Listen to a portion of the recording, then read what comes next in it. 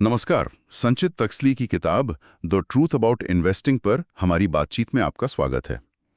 मेरे एक दोस्त को लगता था कि उसका फाइनेंशियल एडवाइजर सब कुछ संभाल रहा है। फिर उसे पता चला कि पिछले 5 साल में टैक्स बचाने का एक भी तरीका इस्तेमाल नहीं हुआ। तब समझ आया कि उसका एडवाइजर जो शानदार रिटर्न्स तो दे रहा था, असल में सिर्फ एक म्यूचुअल फंड एजेंट था। और यही हमें किताब के मिथ 68 पर लाता है। ये मानना कि मेरा म्यूचुअल फंड एजेंट सारी सर्विसेज देता है। ये बहुत ही आम धारणा है ना? कि अगर कोई हमें अच्छे रिटर्न्स दे रहा है तो वो हमारी पूरी फाइनेंशियल लाइफ का ख्याल रख रहा है। बिल्कुल। और आपके दोस्त की कहानी इस मिथक के सबसे बड़े खतरे को दिखाती है। देखिए, खतरा ये नहीं है कि सलाहकार बुरी सलाह देता है। खतरा ये है कि वो अपनी विशेषज्ञता के बाहर काम कर रहा है और आपको इसका एहसास तक नहीं है। किताब के मुताबिक एक म्यूचुअल फंड एजेंट से टैक्स प्लानिंग की उम्मीद करना वो वैसा ही है जैसे आप एक बहुत अच्छे कार्डियोलॉजिस्ट से अपने दांतों का इलाज करवा रहे हो। अरे वाह! दोनों अपनी फील्ड में माहिर हो सकते हैं, पर वो गलत मैदान में खेल रहे हैं और जोखिम आपका है। ये तो बहुत बड़ा अंतर है। इसका मतलब तो ये हुआ कि ज्यादातर लोग जिसे अपना एडवाइजर समझते हैं वो असल में सिर्फ एक सेल्स पर्सन हो सकता है। लेकिन कई लोग कहेंगे मेरा एजेंट मुझे 15% रिटर्न दिला रहा है, मुझे और क्या चाहिए? वित्तीय योजना जैसी जटिल चीजों में क्यों पड़ना?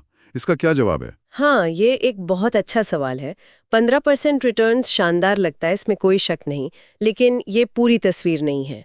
किताब हमें दो चीज़ों के बीच का फर्क समझने को कहती है: निवेश योजना यानी इन्वेस्टमेंट प्लानिंग और वित्तीय योजना यानी फाइनेंशियल प्लानिंग। अच्छा। आपका एजेंट जो कर रहा है वो है निवेश योजना, जिसका फोकस सिर्फ और सिर्फ रिटर्न पर है।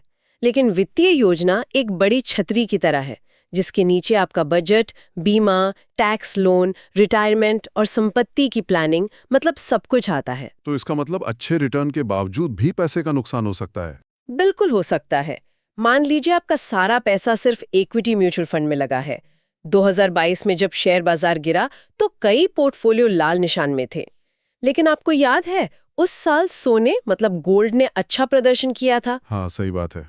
एक सच्चा वित्तीय योजनाकार ये सुनिश्चित करता कि आपका पैसा सिर्फ एक जगह न लगा हो।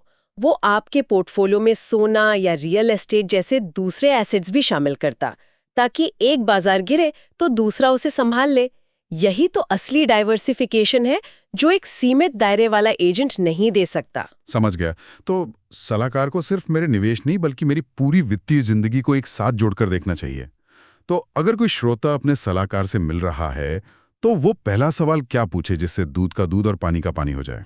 उन्हें बस एक सीधा सवाल पूछना चाहिए: आपकी विशेषज्ञता निवेश सलाह के अलावा और किन क्षेत्रों में है, जैसे टैक्स प्लानिंग, बीमा या एस्टेट प्लानिंग, और क्या आपके पास इन सब के लिए सर्टिफिकेशंस हैं? उनका जवाब आपको तुरंत बता देगा कि आप एक स्पेशलिस्ट से बात कर रहे हैं या एक जनरल प्रैक्टिशनर से, या फिर सिर्फ एक प्रोडक्ट सेलर से।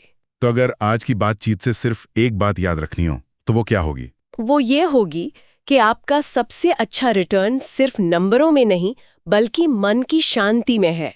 ये जानना कि आपकी पूरी वित्तीय जिंदगी सुरक्षित है, न कि सिर्फ उसका एक छोटा सा हिस्सा।